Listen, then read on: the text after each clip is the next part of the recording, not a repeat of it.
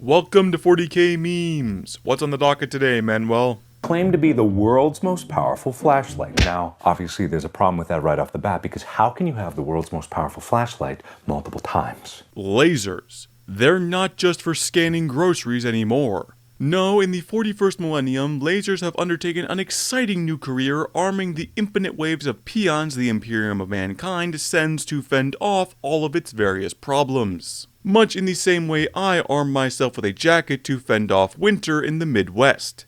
And with about the same solution.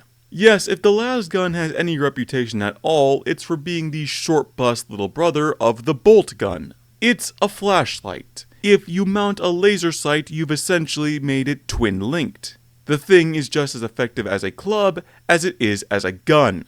And given the current stat lines, you can actually prove that to be true.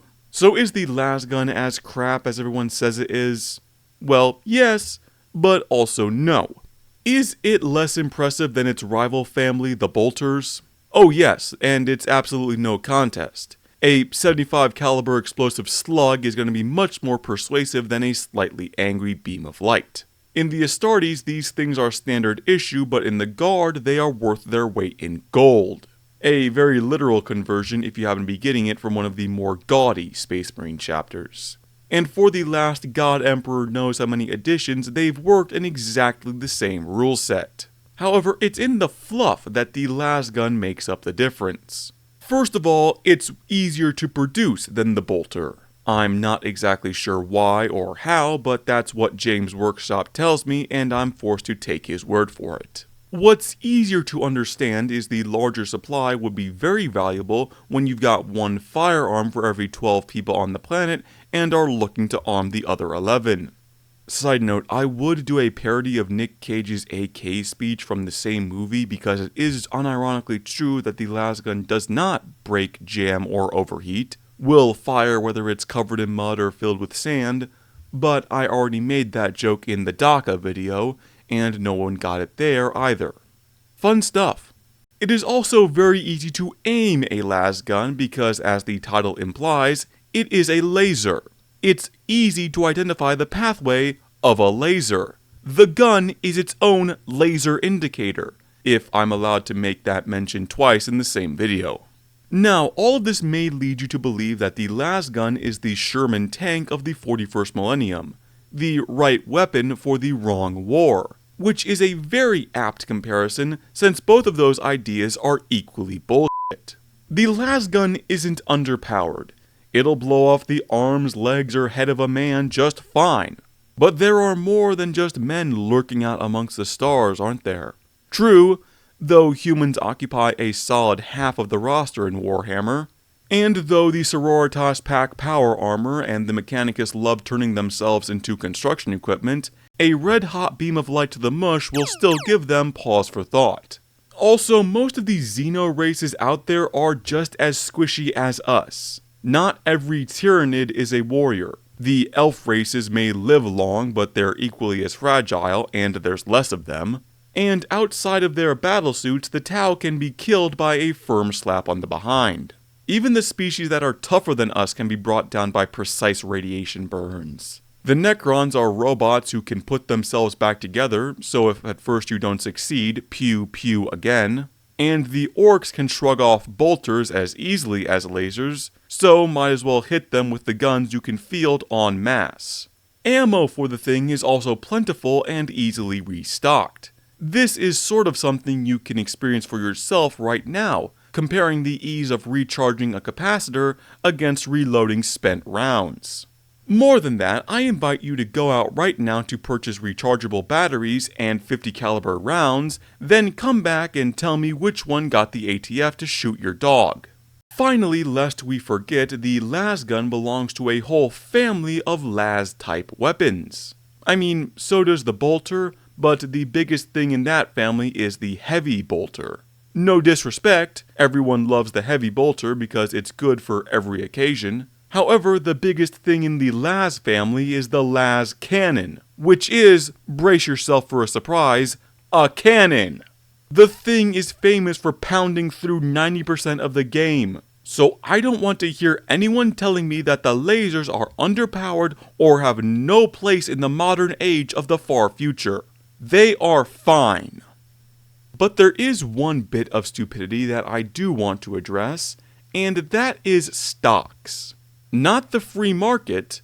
I actually don't know what kind of economic system is used in the Imperium, but if you know, let me know.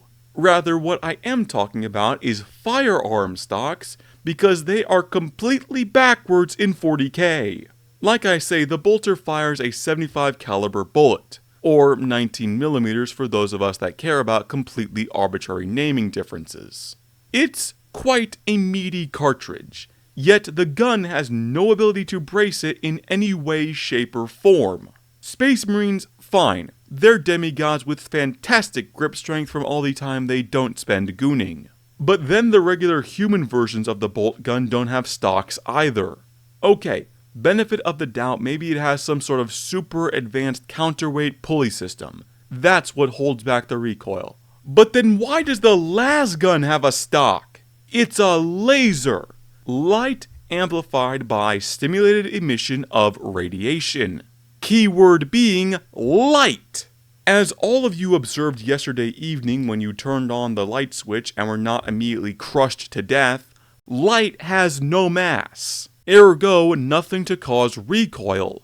Not unless the laser weapons are also made by Bethesda.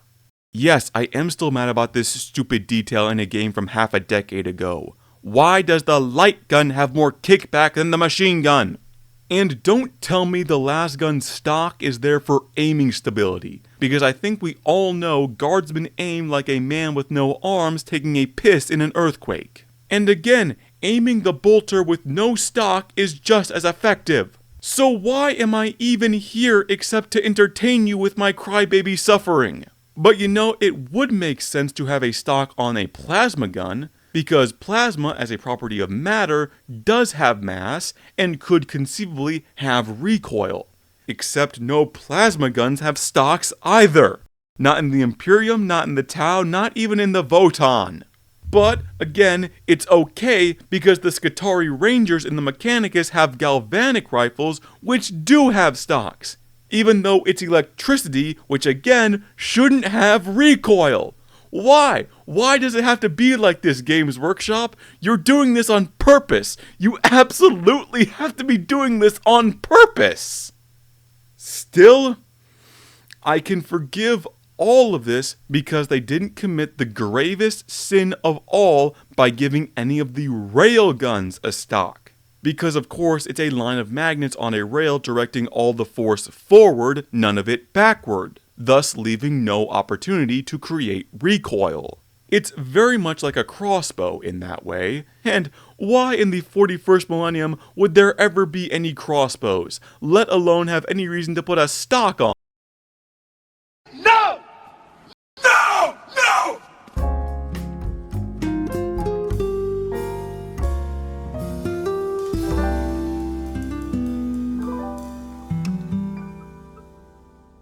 Yes, I'm well aware that many modern crossbows have stocks. It's all part of the bit. But don't let me stop you from leaving that comment. Love my comments.